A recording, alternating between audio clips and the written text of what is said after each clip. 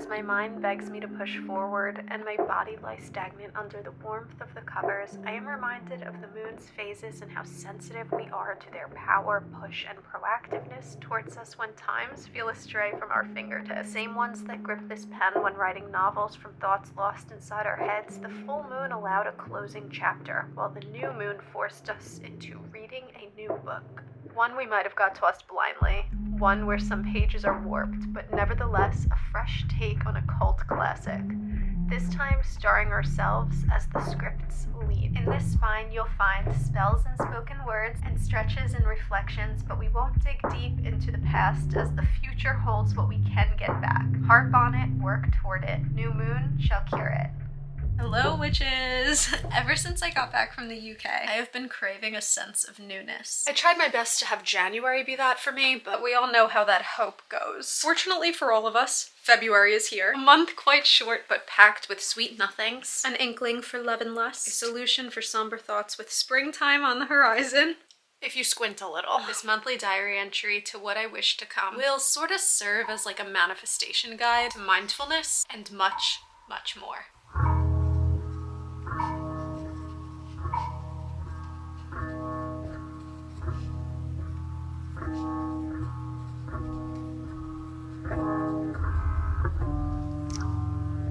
It's been hard to wrap my mind around how slow we're able to go if we let it. This time last year was literally the start to my slow living journey. It was something I felt entirely necessary for me to grow, and I think in some ways it changed how I would inevitably go on about my days. Spending the last year reflecting was great until it was time to leap forward. Oddly enough, I'm still trying to initiate that same sentiment. Like, the future has always been very hard for me to see, to get a hold of, to fathom. This month, with the assistance the full moon on the 1st brought, I think will truly guide us all where we definitely belong.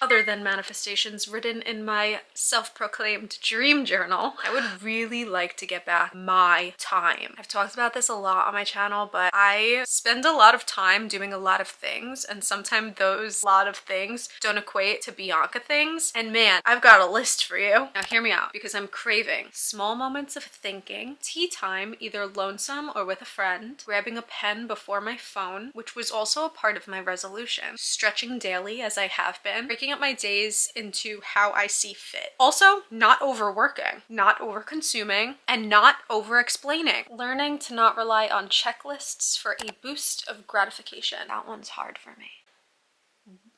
What you are doing is enough.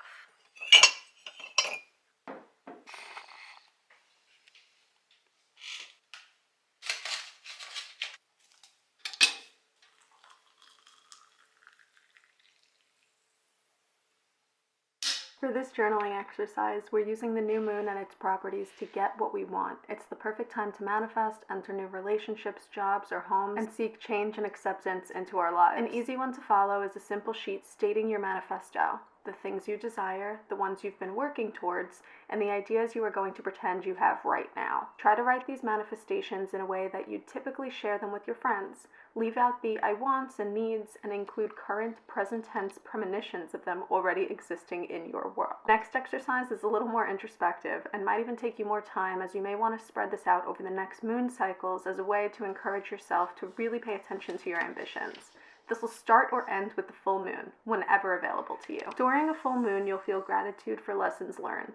You can either spend a few minutes in awareness, honoring the experiences you had, or write a gratitude letter to yourself and the universe in your journal. Between the full moon and the new moon, you'll now release that energy that is no longer serving you. You can share an affirmation to the moon or write on the next page in your journal to continue consistency. Something like, "It is my choice to end this cycle and let go." Next up is the new moon. Or if you did it backwards, you can start with this one. You'll set your new intention, so much like we did in the last exercise. You can write lists of your manifestations or focus on something much more specific. Visualize and call in the experiences you want to have in full awareness of their energy and how they make you feel. Basically, simulate that dream life you wish to have and let the moon cycles do their magic to bring it to you.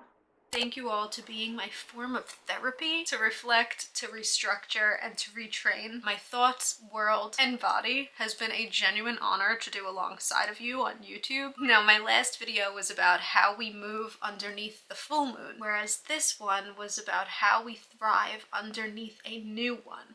So please take whatever you found most helpful from either one of these videos and implement them into your phase of life. Because ultimately, this is how you conduct your dream life. I have an entire playlist dedicated to witchery called Witchery on my channel. So if you are new here, there's plenty of whimsical activities to go around. I really hope that you guys have a beautiful February. And until then, practice safe witchcraft. Bye!